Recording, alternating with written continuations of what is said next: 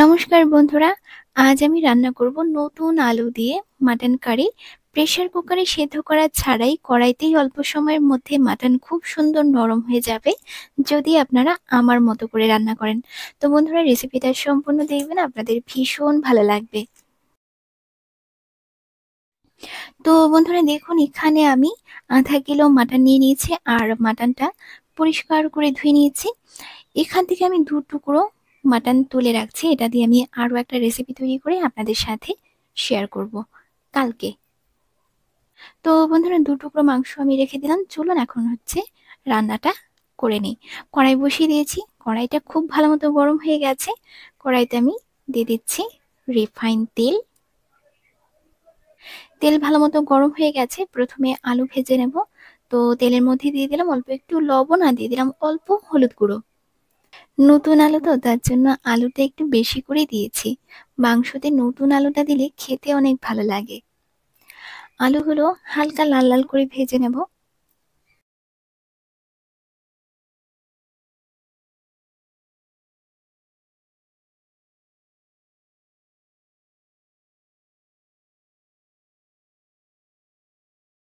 তো বন্ধুরা, আলুগুলো ভাজা আমার হয়ে গেছে। এই যে দেখুন, আলুগুলো আমি এরকম হালকা লাল করে ভেজেছি। এখন আমি আলুগুলো নামিয়ে নেব। তো বন্ধুরা, আমি আলুগুলো নামিয়ে নিয়েছি আর কড়াইতে আমি আরো অল্প একটুখানি তেল দিয়ে দিলাম। আর এখন দিয়ে দিচ্ছি অল্প একটুখানি বাটার। বাটারটা দিলে খেতে অনেক ভালো লাগে। তেল গরম হয়ে গেছে, ফোড়নে দিয়ে দিলাম জিরা।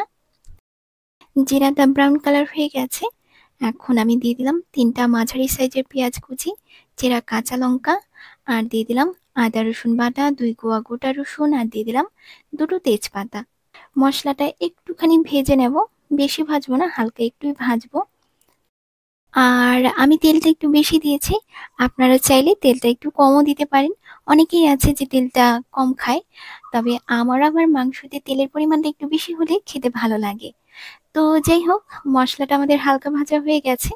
এখন আমি দিয়ে দিলাম মাটনটা আর দিয়ে দিলাম অল্প একটু জিরে ধনিয়ার গুঁড়ো, পরিমাণ মতো লবণ, আর দিয়ে দিলাম পরিমাণ মতো হলুদ গুঁড়ো, আর দিয়ে দিলাম অল্প একটুখানি লাল লঙ্কার গুঁড়ো। এখন আমি মাটনটাকে ভালো মতো নাড়াচাড়া করে নিয়ে বেশ কিছুক্ষণের জন্য ঢাকা দিয়ে দেব।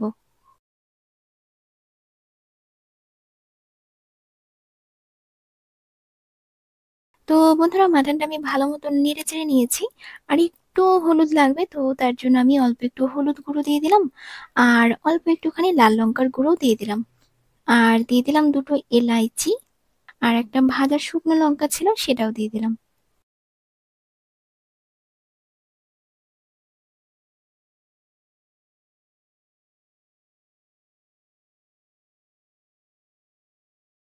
তো মাটনটা ভালো মতো নেড়ে চেড়ে নিয়েছি, দেখুন কালারটা কত সুন্দর লাগছে দেখতে। তো যাই হোক, এখন আমি বেশ কিছুক্ষণের জন্য ঢাকা দিয়ে দিলাম আর গ্যাসের আঁচটা একদম লোতে করে দিয়েছি। আস্তে আস্তে এটা হতে থাকবে। তো বন্ধুরা, বেশ কিছুক্ষণ পর ফিরে এলাম। মাটনটা আমি একটু ভালো মতো নেড়ে চেড়ে নিচ্ছি, তাহলে মাটনটা ভালো মতো সেদ্ধ হবে। তো বন্ধুরা, মাটনটা আমি ভালো মতো নাড়াচাড়া করে নিয়েছি। একটুখানি লবণ লাগবে, তো আমি একটুখানি লবণ দিয়ে দিলাম। তো বন্ধুরা, মাটনটা আমি ভালো মতো নাড়াচাড়া করে নিয়েছি। মটনটা আমি আবারও বেশ কিছুক্ষণের জন্য ঢাকা দিয়ে দিলাম। তো বন্ধুরা, বেশ কিছুক্ষণ পর ফিরে এলাম। মাটনটা কিন্তু এখন খুব ভালো মতো নরম হয়ে গেছে আর কালারটা দেখুন কত সুন্দর লাগছে দেখতে, ভীষণ সুন্দর লাগছে দেখতে। আর গন্ধটাও অনেক সুন্দর বেরিয়েছে। এই যে দেখুন বন্ধুরা, মাটনটা কত সুন্দর নরম হয়ে গেছে, ভীষণ সুন্দর নরম হয়ে গেছে। তো এখন আমি আলুগুলো দিয়ে দিচ্ছি। নতুন আলু তাড়াতাড়ি সেদ্ধ হয়ে যাবে, তো তার জন্য আমি এখনই দিলাম। ভালো মতো নেড়ে চেড়ে নিয়ে আর একটু কিছুক্ষণ কষিয়ে নেব।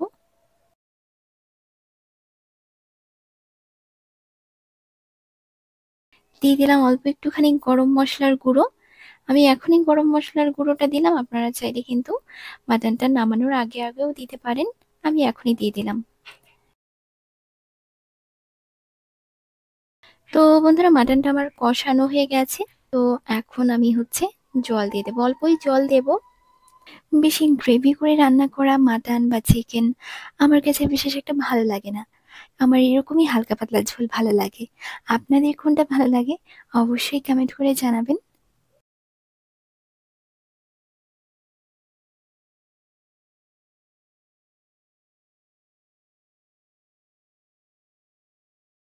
আলুগুলো মোটামুটি প্রায় সেদ্ধ হয়ে এসেছে। আর একটু সেদ্ধ হলেই পুরো ভালো মতো সেদ্ধ হয়ে যাবে। বেশ খানিকক্ষণ একটু ফুটিয়ে নেব, তাহলেই আমাদের মাটনটা হয়ে যাবে। এরকম ভাবে আস্তে আস্তে মাটনটা রান্না করলে খেতে অনেক ভালো লাগে।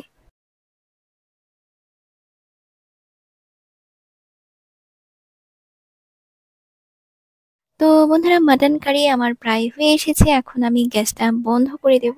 আর দেখুন মাটন কারিটা কত সুন্দর হয়েছে, ভীষণ সুন্দর হয়েছে। আর গন্ধটা অনেক সুন্দর বেরিয়েছে। তো বন্ধুরা, গ্যাসটা আমি বন্ধ করে দিয়েছি। আর দেখুন রংটা দারুণ লাগছে দেখতে।